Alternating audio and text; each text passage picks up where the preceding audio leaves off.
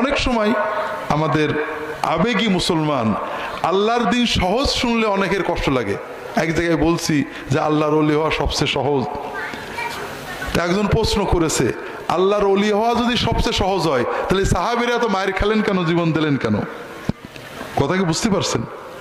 বিষয় হলো মায়ের খাওয়া, জীবন দেওয়া বিভিন্ন পর্যায়ের, কিন্তু যে মায়ের খেয়েছে সেও আল্লাহর ওলি, যে খায়নি সেও প্রয়োজনে মার খাবে, প্রয়োজনে জীবন দেবে, প্রয়োজনে ঘরে থাকবে, প্রয়োজনে কিন্তু আল্লাহর ওলি হওয়ার জন্য মায়ের খাওয়ার শর্ত না। কথা কি বুঝতে পেরেছেন? কত সাহাবী মায়ের খাননি, কত সাহাবী মায়ের খেয়েছেন, কত মায়ের খাওয়া লোক খারাপ ছিল, কত মায়ের না খাওয়া লোক ভালো ছিল।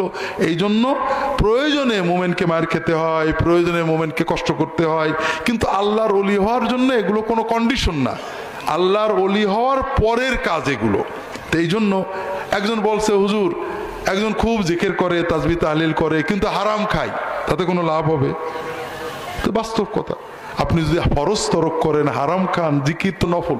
তবে যদি আপনি অন্তর দিয়ে সত্যই জিকির করেন আর আপনার অন্তর ভালো হওয়ার ইচ্ছা থাকে, তবে এই জিকির হয়তো বা আপনার ভিতরে তাকওয়া তৈরি করবে, আপনি হারাম বাদ দিতে পারবেন, ফরজ অর্জন করতে পারবেন, সহায়ক হবে। কিন্তু যদি না হয় তাহলে বুঝতে হবে যে আপনার এই জিকিরে কবুল হচ্ছে না।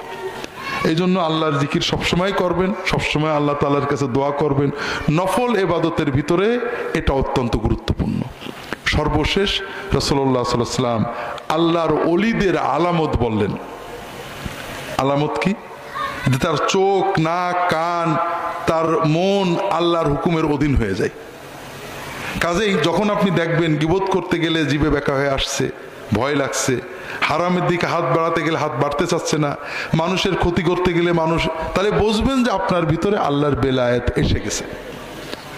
আর যদি আপনি জিকির করেন, ইবাদত করেন, মসজিদে যান, কিন্তু মানুষের গাল দিতে কষ্ট লাগে না, বাপ মা তুলে গাল দিতে কষ্ট লাগে না, ওজনে কম দিতে কষ্ট লাগে না, তাহলে বুঝতে হবে যে না, আপনি আপনার হিসেব করবেন যে না, আমার বেলায়েত আসেনি।